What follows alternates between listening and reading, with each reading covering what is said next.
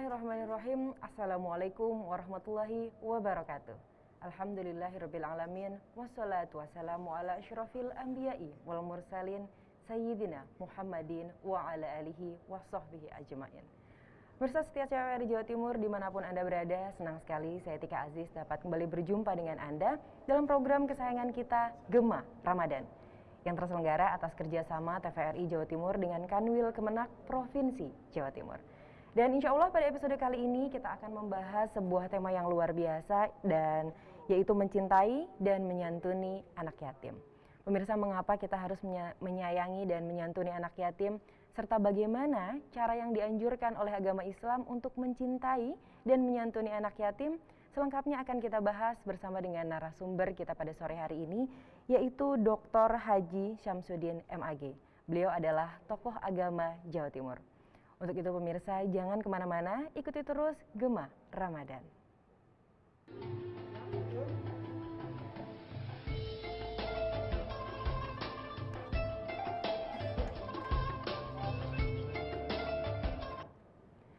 Baik pemirsa, Anda masih menyaksikan Gema Ramadan TVRI Jawa Timur yang kali ini hadir dengan Dr. Haji Syamsuddin MAG selaku tokoh agama Jawa Timur. Insya Allah pada sore hari ini kita akan membahas sebuah tema yaitu mencintai dan menyantuni anak yatim. Kita sapa dulu narasumber kita pada sore hari ini pemirsa. Assalamualaikum Pak Ustadz. Waalaikumsalam warahmatullahi wabarakatuh. Apa kabar Ustadz? Baik Mbak Tika. Ya, sehat ya? Alhamdulillah, pangestunipun. Alhamdulillah. Baik Ustadz, tema kita pada hari ini adalah mencintai dan menyantuni anak yatim. Tapi sebelum itu mungkin boleh disapa dulu pemirsa TVRI Jawa Timur yang ada di rumah nih Ustadz, silahkan. Assalamualaikum warahmatullahi wabarakatuh. Selamat sore para pemirsa TVRI Jawa Timur dalam acara yang kita banggakan bersama yaitu Gema Ramadan TVRI Jawa Timur. Baik. Sudah tidak sabar nih pemirsa di rumah nih pasti mendengarkan ulasan Ustadz soal mencintai dan menyantuni anak yatim. Tapi Ustadz, sebelum kita jauh berbicara seputar bagaimana sih sebetulnya tata cara mencintai anak yatim, cara kita menyantuni anak yatim yang dianjurkan agama. Saya penasaran sekali Ustadz, sebetulnya istilah yatim atau anak yatim itu awal mulanya seperti apa Ustadz? Asalnya dari mana? Silahkan Ustadz. Baik ya, yang perlu kita ketahui bahwa salah satu karakteristik tasyri' Islam atau syariat Islam itu adalah liri'ayati masalihin nasi jami'a, menjaga, memelihara kemaslahatan manusia semesta. Itulah sebabnya di antara tugas setiap orang beriman adalah memiliki kepedulian yang tinggi terhadap problem-problem kemanusiaan. Di antara problem kemanusiaan semesta itu kan adalah anak yatim tadi. Kata-kata yatim itu secara bahasa memiliki makna sendiri atau sedih ya. Jadi secara bahasa begitu. Ya mungkin terkait dengan fakta bahwa yang disebut anak yatim itu adalah anak-anak yang ditinggal mati oleh ayahnya sebelum ia mencapai usia baligh. Makanya nanti dalam agama ukuran kedewasaan seseorang atau masa berakhirnya keyatiman seseorang itu bisa ditandai dengan dua macam kedewasaan.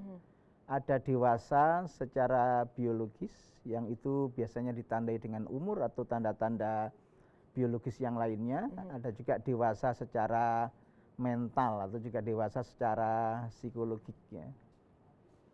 Itu misalnya kita bisa melihat Quran surat An-Nisa ayat 6, wabtalul yatama hatta idza balaghun nikaha fa in anastum minhum rusdan fadfa'u ilaihim amwalahum, dan ujilah anak-anak yatim itu sampai mereka cukup umur untuk menikah. Nah, cukup umur untuk menikah ini kan ya secara biologis tentu sudah dewasa, secara moral juga sudah memiliki kecakapan untuk mengelola harta, secara ekonomi mungkin juga ya sudah relatif mampu untuk melangsungkan pernikahan ya. Pada saat itulah dalam konteks wali ya, kalau ayat ini wali yang bertugas mengelola harta orang tuanya dulu, punya kewajiban untuk menyerahkan harta anak yatim itu kepada yang bersangkutan ya. Tapi kan dalam perkembangannya pengelolaan anak yatim itu tidak seperti zaman dulu, tapi pada era-era modern ya, paling tidak pada mulai awal abad 20 mulai adalah semacam rumah yang secara khusus didirikan untuk menyantuni dan merawat ya anak-anak yatim.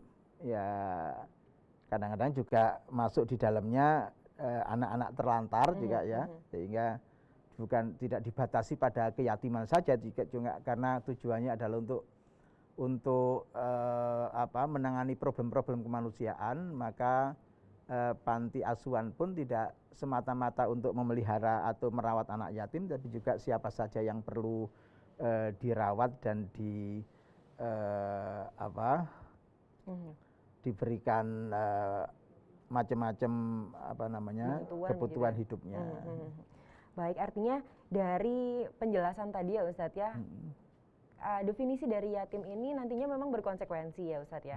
Kalau tadi batasannya yatim itu sudah balik begitu, kalau sudah balik itu bukan yatim lagi begitu ya Ustadz ya, walaupun ditinggal oleh kedua orang tuanya, ini nantinya akan berkonsekuensi bahwa kalau sudah balik artinya sudah tidak wajib lagi kita bantu, kita santuni, kita rawat begitu ya Ustadz ya. Ya, makanya tugas kita ya sebagai hamba-hamba Allah yang beriman itu memang berat ya dalam hal ini, tetapi memiliki satu keterpujian yang begitu tinggi dalam agama, yakni mengantarkan anak-anak yatim ini menuju kemandiriannya ya. Sehingga ya harapan kita anak-anak itu kalau sudah selesai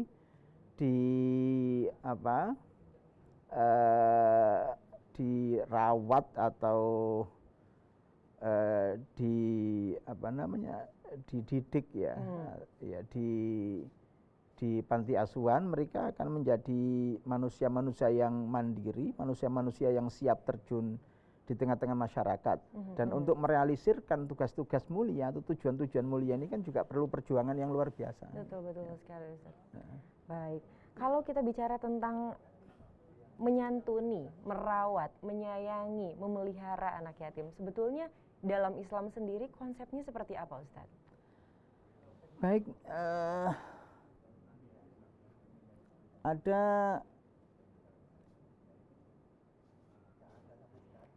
sebab banyak sekali kan ya Ustadz ya bentuk-bentuk bentuk-bentuk, kalau kita lihat di masyarakat cara orang menyayangi anak yatim itu beragam sekali begitu ya Ustadz ya. Baik, caranya menyantuni juga beragam. Silahkan Ustadz. Ada satu hadis ya yang diriwayatkan oleh Imam Al-Bukhari dalam Adabul Mufrad ya, salah satu kitab Imam Bukhari yang di luar Sahih Al-Bukhari, dari Abu Hurairah radhiyallahu an bahwasanya Nabi sallallahu alaihi wasallam bersabda, khairu baitin fil muslimin baitun fihi yatimun yuhsanu ilaih wa syarru baitin fil muslimin baitun fihi yatimun yusa'u ilaih. Gitu. Ana wa kafilu yatim fil jannah kahataini. Nabi mengatakan sebaik-baik rumah orang Islam adalah rumah yang di situ ada anak yatim dan diperlakukan secara baik, secara manusiawi. Sejelek-jelek rumah kaum muslimin adalah rumah yang di dalamnya ada anak yatim tetapi diperlakukan secara tidak baik. Masya Allah. Sehingga Nabi mengatakan untuk memberikan satu motivasi atau dorongan untuk merawat dan menyantuni anak yatim tadi, saya, kata Nabi, akan bersama orang yang menanggung anak yatim di surga. Masya Allah.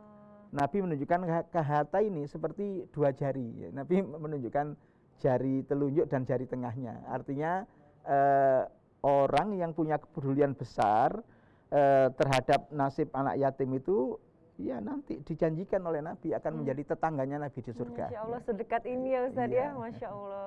Ya mudah-mudahan kita nanti bisa menjadi tetangga Nabi Sallallahu Alaihi Wasallam di surga. Amin, amin ya Rabbal Alamin ya Allah. Nah tadi Ustadz sempat menyebutkan juga bahwasanya sebaik-baiknya rumah ada anak yatimnya di dalamnya gitu ya, dirawat begitu ya. Artinya apakah memang cara kita seharusnya ketika kita ingin menyantuni anak yatim, ya sebaiknya justru dibawa ke rumah, kita jadikan keluarga begitu, atau justru kita membantu saja di panti asuhan begitu Ustadz? Bagaimana sebetulnya Ustadz kalau ya memang konsep ideal penanganan anak yatim itu ya dimasukkan di dalam rumah tangga kaum muslimin. Sehingga perhatiannya menjadi penuh ya, perhatiannya menjadi ya optimal lah. Ya mungkin karena faktor-faktor tertentu banyak orang yang tidak mampu untuk memelihara anak yatim di dalam rumahnya, akhirnya mereka lebih memilih menyumbang panti asuhan karena mempercayakan kepada orang-orang yang ada di panti asuhan. Tapi kalau bicara tentang konsep ideal ya anak-anak yatim itu dimasukkan di dalam rumah tangga, dididik, dirawat seperti anak sendiri. Ya. Masya Allah. Diantarkan untuk bisa meraih cita-citanya, dipersiapkan untuk menjadi manusia yang mandiri. Ya seperti kita merawat anak-anak kita sendirilah. Gitu. Idealnya seperti itu ya Ustadz ya. Sebab sepertinya kalau kita bicara anak yatim yang kehilangan orang tuanya, yang dibutuhkan ya tentu bukan hanya sekedar bantuan biaya untuk melanjutkan pendidikan, untuk kebutuhan dasar begitu ya, tapi juga kasih sayang, mendidik begitu ya Ustadz ya. Nah, iya, yang itu aspek yang sangat penting ya. Karena kan kita bicara tentang anak yatim, itu adalah bicara tentang anak yang kehilangan banyak hal yang bisa mengantarkan dia menjadi manusia yang paripurna. Dia kehilangan sosok yang akan menjamin kehidupannya.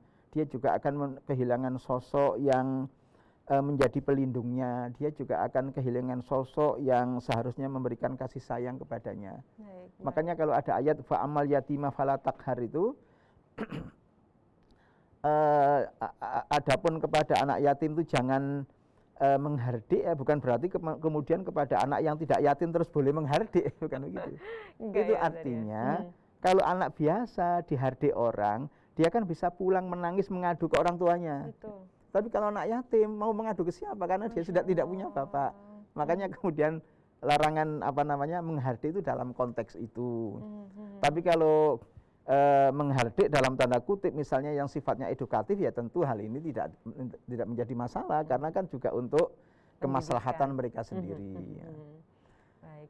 Nah ini yang perlu kita ketahui bahwa kalau kita baca Al-Quran memang ada tahapan-tahapan ya di dalam hal tema kita ini ya tadi merawat menyantuni anak yatim. Kalau kita perhatikan Al-Quran, ada istilah kata-kata it'am, ada juga kata-kata ikram. It'am itu yang memberi makan. Kalau ikram itu adalah memuliakan. Misalnya di dalam surat Al-Insan dikatakan, wa yut'imuna ta'ama ala hubbihi miskina wa yatima wa asira. Itu ketika menceritakan tentang sifat-sifat orang yang amat mulia di sisi Allah, itu adalah wa yut'imuna ta'ama ala hubbihi miskina wa yatima wa asira. Memberi makanan yang sejatinya masih dicintai untuk orang miskin, untuk anak yatim, untuk kalau konteks itu adalah untuk para tawanan. Itu it'am. Jadi it'am itu memberi makan, menyelesaikan kebutuhan-kebutuhan dasarnya. Tapi tahapan berikutnya itu ada namanya ikram. Lah ikram itu memuliakan seperti yang disampaikan oleh Mbak Tika tadi.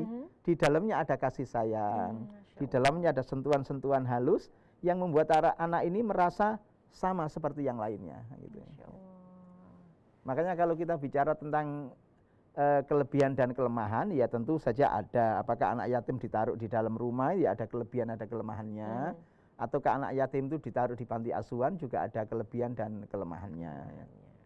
Nah di antara kelemahannya kalau anak yatim ditaruh di panti asuhan itu ya nanti ada semacam stigma sebagai komunitas khas gitu ya, komunitas khas yatim. Ada acara tertentu dikasih seragam bersama. dengan seragam yang sama, Betul, kemudian betul. apa Menerima ada santunan begitu. prosesi-prosesi yang menjadikan mereka beda dengan anak-anak yang lainnya. Ya, gitu kan. yang mungkin Ya. akan membangun mentalitas yang bisa jadi khawatirnya akan berbeda begitu ya. Iya, saya kira dalam batas-batas tertentu itu juga akan menimbulkan problem psikologik juga ya, karena dia merasa beda dengan yang lain-lainnya dan seterusnya. Apalagi kalau kemudian merasa Indonesia dalam tanda kutip dieksploitir oleh pengurus panti asuhan untuk tujuan-tujuan duniawi ya, misalnya itu kadang-kadang mereka juga akan berontak juga dalam batinnya ya. Nah ini kadang-kadang satu saat bisa saja meledak, terus keinginan kita untuk mengantarkan mereka meraih cita-citanya itu bisa terkendala di situ. Baik. Tapi ya paling tidak ya sekarang ini panti asuhan yatim itu juga memiliki jasa ya yang cukup besar. Daripada anak-anak itu kemudian terlantar, apalagi kemudian Nyuwun Sewu terus menjadi anak jalanan, tidak jelas siapa yang bertanggung jawab, tidak jelas sekolahnya. Tapi kalau ditaruh di dalam panti asuhan kan menjadi terjamin kehidupannya, kemudian menjadi jelas sekolahnya, kontrol walaupun tidak maksimal tetap ada dari pengurus panti asuhan. Nah ini kan ya tentu ya seperti yang saya katakan, kalau kita bicara idealitas ya tentu dimasukkan di dalam rumah tangga kaum muslimin. Tapi kan karena keterbatasan kita untuk melakukannya, kemudian masyarakat itu lebih percaya untuk atau lebih suka untuk menyumbang panti asuhan dan mempercayakan pengelolaan anak yatim ini kepada mereka. Baik. Kita akan bahas setelah satu ini nih Ustadz nih, tentang bagaimana sih sebetulnya kita memilih panti asuhan agar tujuan kita dalam merawat atau menyantuni anak yatim ini bisa setidak-tidaknya tercapai walaupun tidak ideal. Setelah yang satu ini ya Ustadz ya. Baik Mbak Tika. Pemirsa jangan kemana-mana, kami akan segera kembali setelah yang satu ini, tetaplah dalam Gema Ramadan.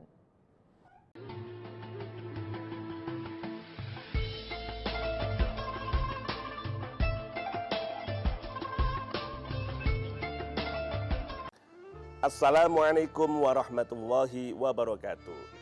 Marhaban ya Ramadan. Bulan mulia penuh berkah dan maghfirah telah menyapa. Sucikan hati, bersihkan jiwa, perkuat solidaritas pada sesama. Semoga diampuni segala dosa.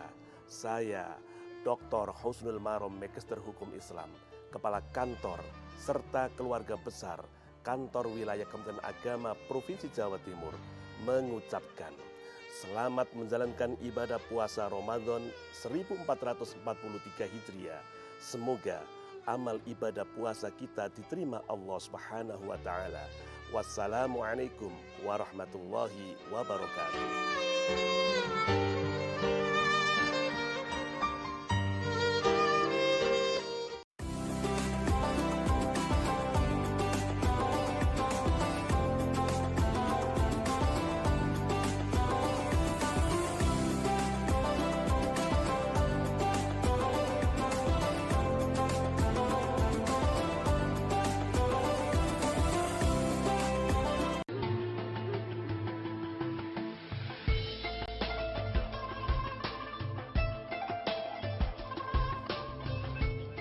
Baik, pemirsa TVRI Jawa Timur dimanapun Anda berada, Anda masih menyaksikan Gema Ramadan yang pada kesempatan kali ini sedang membahas tema mencintai dan menyantuni anak yatim bersama dengan Bapak Dr. Haji Syamsuddin MAG, tokoh agama Jawa Timur.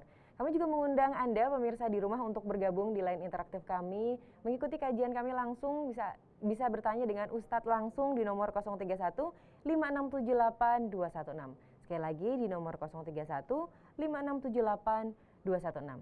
Dan perlu kami sampaikan pula pemirsa bahwa Gema Ramadan terselenggara atas kerjasama TVRI Jawa Timur dengan Kanwil Kemenak Provinsi Jawa Timur. Kita lanjutkan kembali pemirsa diskusi kita pada sore hari ini. Ustadz, tadi sempat terpotong sedikit tentang panti asuhan tadi Ustadz. Dan Ustadz juga sempat menyebutkan bahwasanya jangan sampai anak yatim ini nantinya justru dieksploitasi begitu ya Ustadz ya, diambil keuntungannya oleh lembaga-lembaga panti asuhan yang kurang bertanggung jawab begitu. Nah artinya ada di luar sana pondok-pondok atau panti asuhan maksud saya yang khawatirnya mengeksploitasi anak yatim gitu. Nauzubillah min dzalik. Boleh mungkin dibagi ke pemirsa di rumah bagaimana kriteria panti asuhan yang sebaiknya kita bantu ketika kita ingin menyantuni atau mencintai anak yatim. Silahkan Ustadz. Baik ya, memang kita tidak memungkiri ya bahwa ada panti asuhan itu yang kemudian mengeksploitir anak-anaknya itu ya dalam tanda kutip sebagai modal dasar untuk mencari keuntungan duniawi. Dan itu bukan sesuatu yang rahasia ya. Kalau itu rahasia bisa dikatakan rahasia umum. Kita bisa baca di koran, bisa melihat di tayangan-tayangan televisi dan lain sebagainya. Adanya 1-2 panti asuhan yang kemudian dimanfaatkan oleh oknum pengurusnya untuk kepentingan pribadi ya. Sehingga nanti ya pengurusnya itu menjadi hidupnya mewah berkecukupan ya.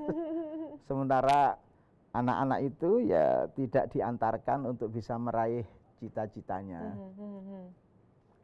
Saya kira memang ada hal yang patut kita sadari bersama, bahwa kita ini harus berkolabor bersama-sama, bekerja sama untuk problem kemanusiaan. Karena bagaimanapun fenomena anak yatim ini sekarang adalah problem kemanusiaan.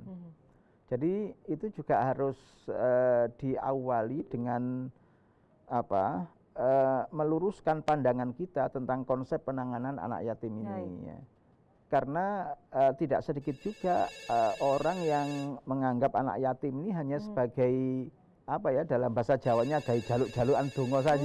Ya Allah, Masya Allah.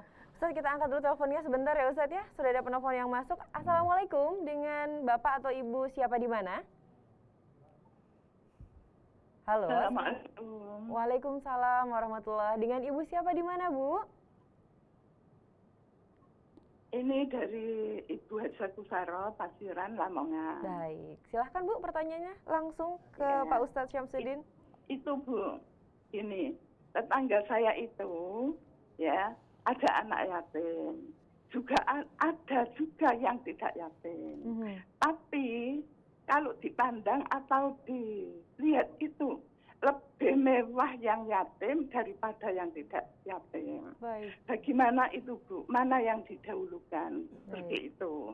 Sedangkan yang anak yatim itu ibunya juga ya dermawan Pak. Ya itu memang ya itu kalau ada yang kurang mampu ya bisa memberi juga. Terus itu bagaimana? Yang yatim dulu atau yang tidak yatim tapi hidupnya berkurang yang didahulukan? Baik. Itu saja Pak Ustaz. Iya, baik, terima kasih Ibu Saroh dari Lamongan pertanyaannya.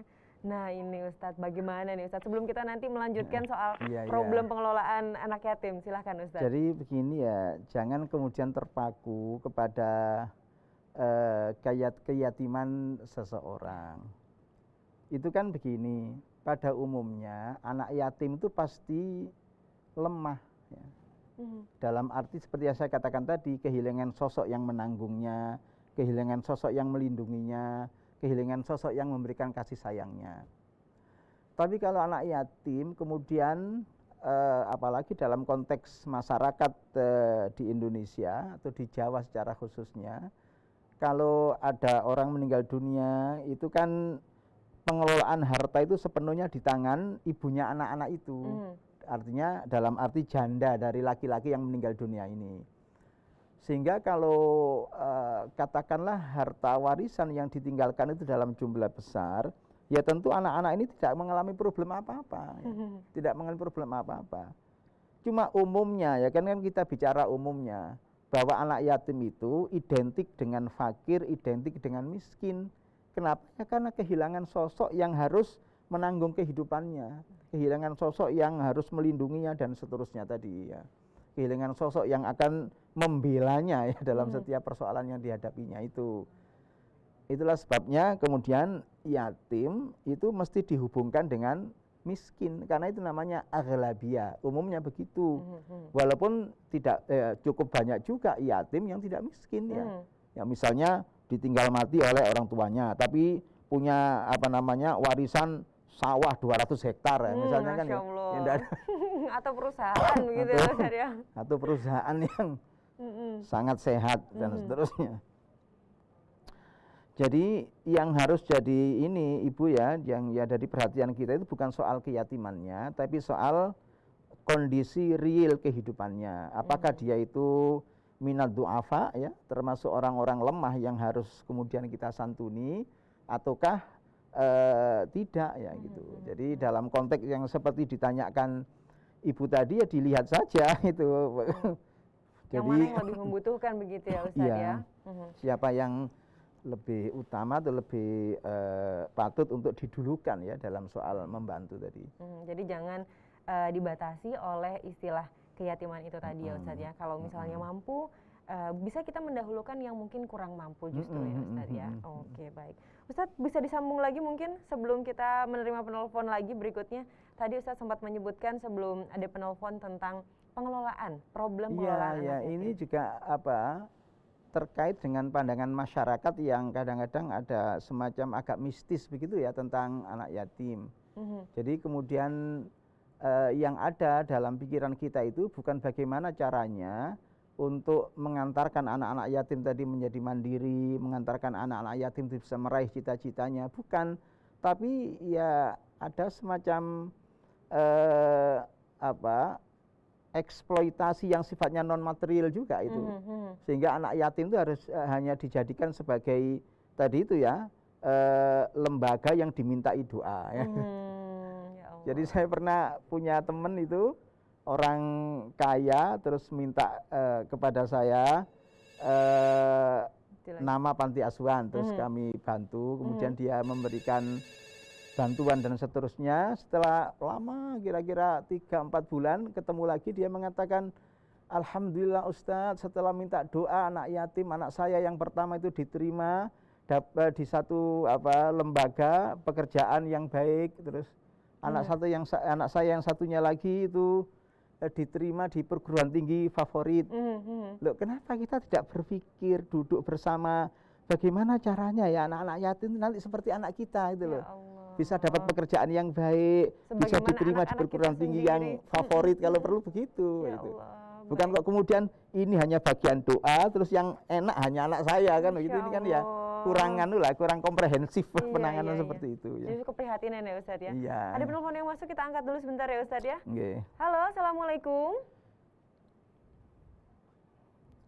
Halo, assalamualaikum. Dengan siapa di mana?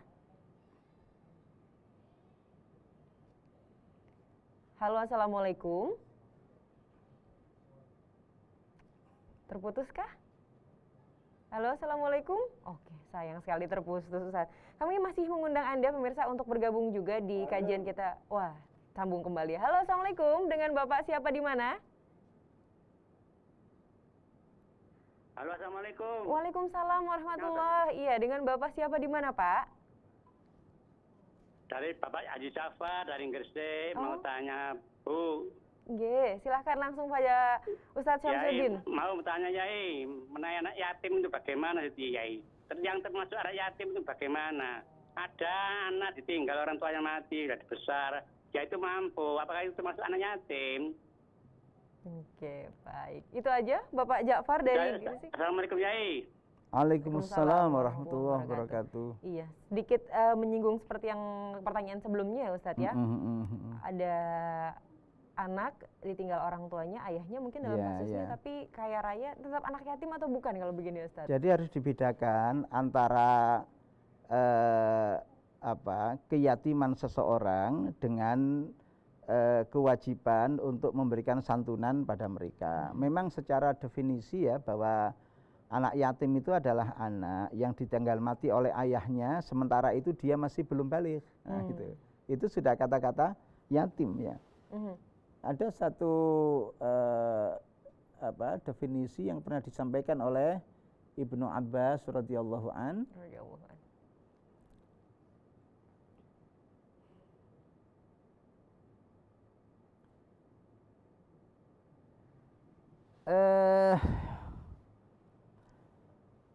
Dari hadis ya yang diriwayatkan oleh Imam Muslim dari Yazid bin Hurmus, bahwasanya Ibnu Abbas radhiyallahu an pernah menerima surat yang berisi sejumlah pertanyaan dari Najdah bin Amir al-Haruri. Ini orang tokoh Khawarij. Ya, salah satunya adalah batas keyatiman seorang anak. Ya, Ibnu Abbas pun menjawab, wa innahu la yanqati'u anhu ismul yutmi hatta yablugha wa yu'nasa minhu rusydun. Sesungguhnya batasan yatim itu sampai anak ini tadi yang saya katakan mencapai dua macam kedewasaan ya, ada kedewasaan biologis, ada juga kedewasaan psikologis ya. Jadi ya begitulah definisi yatim, bahwa yakni anak yang ditinggal mati oleh ayahnya, ditinggal wafat oleh ayahnya, sementara itu dia dalam keadaan belum baligh. Ya. Nah, kemudian secara aghlabiyah ya, umumnya kalau anak yatim itu mesti miskin gitu loh. Umumnya ya karena kehilangan sosok yang mencarikan ma'isyah, yang mencarikan kehidupan untuknya. Jadi dalam hal ini bukan kemudian semua yang yatim terus kemudian disantuni, mungkin mereka tersinggung ya kalau disantuni beras 1-2 kilo, wong mereka orang tuanya jeragan beras kok kemudian disantuni beras 1-2 kilo. Jadi jangan terpaku kepada keyatimannya, tapi fokuslah pada problem hidup yang dihadapinya. Secara status betul tetap yatim begitu ya Ustadz ya, tapi apakah setiap yatim harus kita santuni? Itu melihat kondisi sosialnya dia seperti apa begitu ya Ustadz ya. Makanya Mbak Tika di Quran surat At-Taubah ayat 60 terkait 8 kelompok orang, 8 asnaf namanya, yang merupakan mustahiquz zakah, orang-orang yang berhak menerima zakat. Kan tidak ada kata-kata yatim di situ. Betul. Ya, tidak ada kata-kata yatim. Innamas shadaqatu lil fuqara'i wal masakini itu. Nah, okay.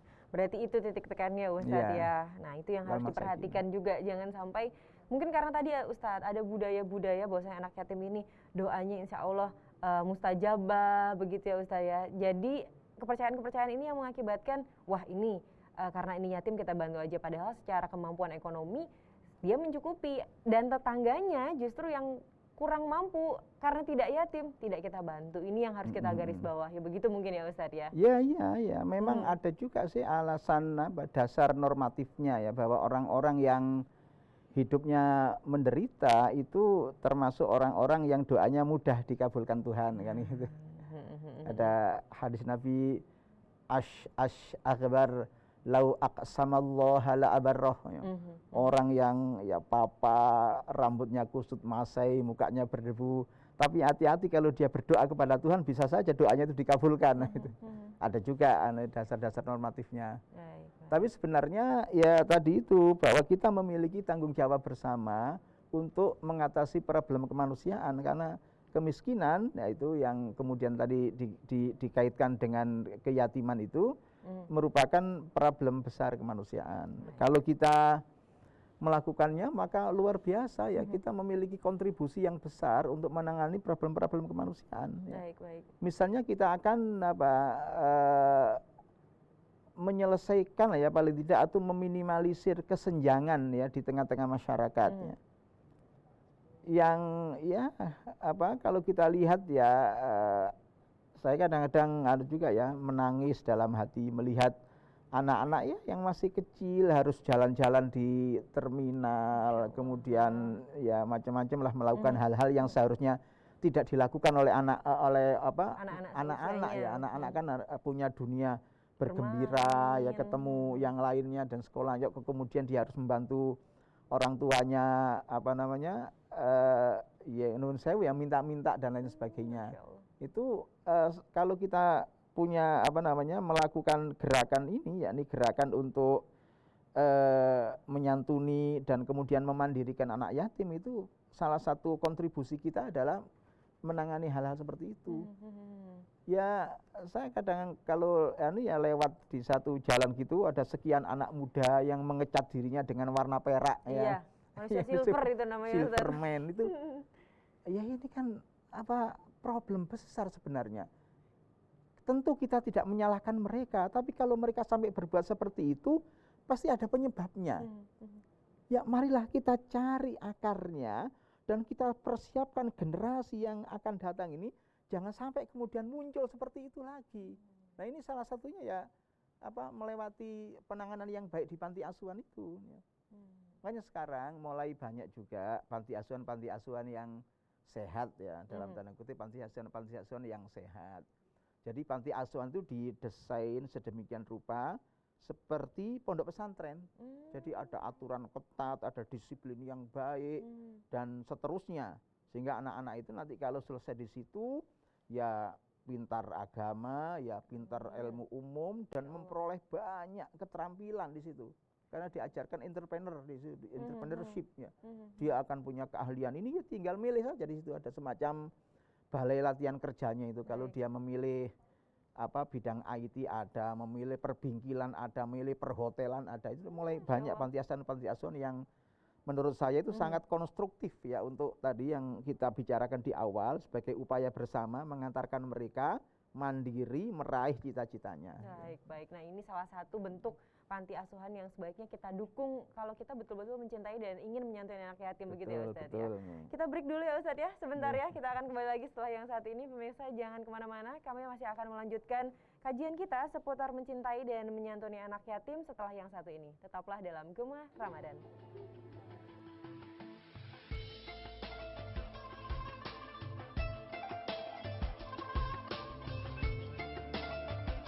Terima kasih Anda masih menyaksikan Gemah Ramadan yang terselenggara atas kerjasama TVRI Jawa Timur dengan Kanwil Kemenak Provinsi Jawa Timur.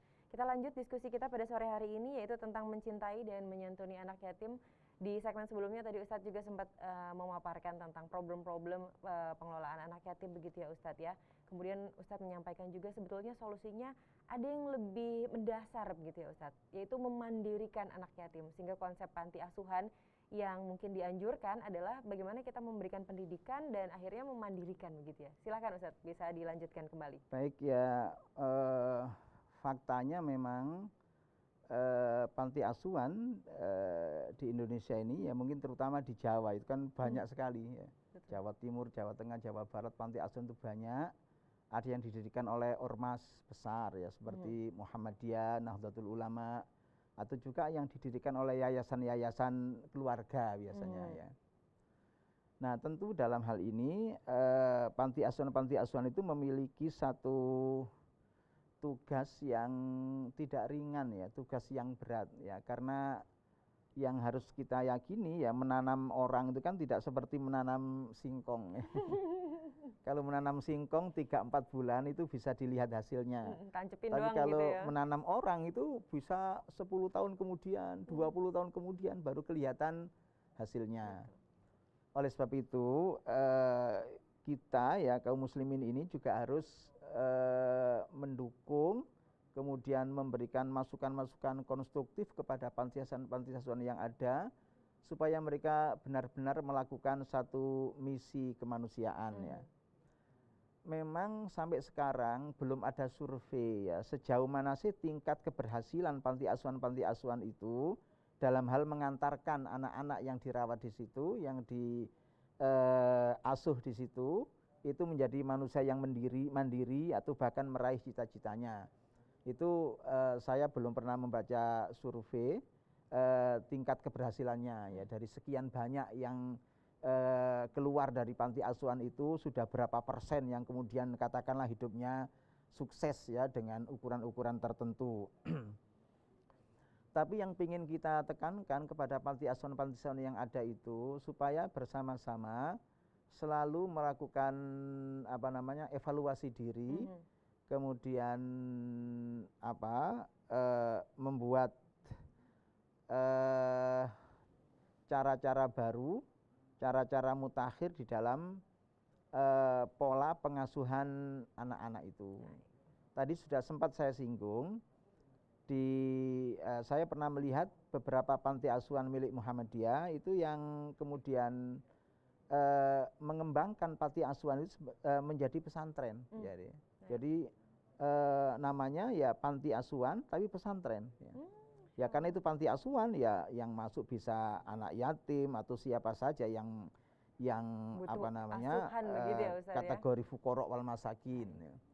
Nah ini memang perlu dana besar ya karena harus menghidupi sekian banyak orang dan saya kira kita juga harus berkontribusi di dalam hal ini ya. Karena sejatinya itu kan tanggung jawab semua orang ya, tanggung jawab semua orang. Nah kalau dalam apa namanya dalam pola pengasuhan seperti itu memang lebih terkontrol ya, lebih terkontrol, kemudian tahapan-tahapannya juga bisa kita bisa kita lihat, bisa kita kontrol, sehingga keseriusan untuk mengantarkan mereka seperti tadi kami katakan sebagai manusia yang mandiri atau manusia yang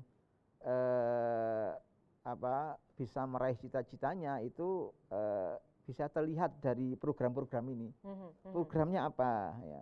Setiap program kurikulumnya apa lah kan itu nanti kita sebagai orang yang katakan sebagai donatur itu yakin oh iya dia punya program-program pengasuhan seperti ini.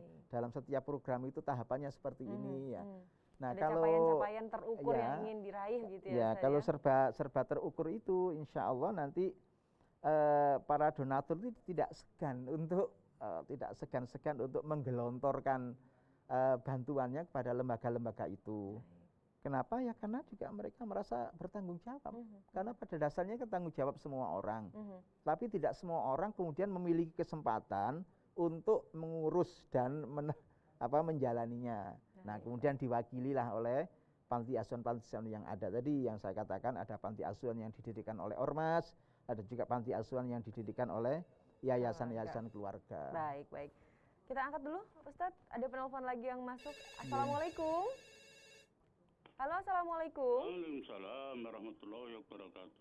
Iya. Waalaikumsalam warahmatullahi wabarakatuh. Baik, dengan Bapak siapa di mana, Pak? Pak Hari di Surabaya. Baik. Silahkan langsung pertanyaannya pada Ustadz Syamsuddin. Assalamualaikum Pak Ustadz. Waalaikumsalam, nggih Pak Hari. Silahkan. Ya, saya mohon dijelaskan bagaimana pelaksanaannya dikala anak yatim itu non-Islam, anak dari orang non-Islam, atau bagaimana dikala orang yang punya anak yatim itu setelah ditinggal suaminya istilahnya itu tidak sesuai dengan norma-norma Islam gitu. Seandainya dengan yang namanya orang yang di luar Islam ya, apakah itu dandanannya atau bagaimana, itu bagaimana? Baik. Apakah perlu kita santuni? Kiranya segitu aja, barangkali ada kurang lebihnya, saya mohon maaf yang sebesar-besarnya. Assalamualaikum warahmatullahi wabarakatuh. Waalaikumsalam warahmatullahi wabarakatuh. Baik, menarik sekali Ustadz pertanyaannya. Silahkan. Baik Pak Hari, tadi sempat kami sampaikan bahwa persoalan anak yatim ini kan persoalan kemanusiaan universal ya. Jadi dalam hal penanganan anak yatim itu tentu saja kita tidak lagi melihat golongan, agama, apalagi partai politik ya misalnya. Ya misalnya ada orang jatuh kemudian kita akan menolongnya, masa kita akan bertanya sampean agamanya apa kan itu. Nah ini adalah problem kemanusiaan universal sehingga kita punya kewajiban menolong siapapun yang perlu ditolong itu sudah tanpa lagi bicara tentang agama, keyakinan dan lain sebagainya ya. Nah kalau tadi Pak Hari mengatakan bahwa anak yatim itu ya saya yang sempat ya saya rekam kira-kira nakal lah gitu ya. Nakal. Jadi begini ya kita harus menyadari bahwa anak yatim itu kenapa kemudian nakal ya misalnya gitu, itu karena mereka haus kasih sayang. Ya.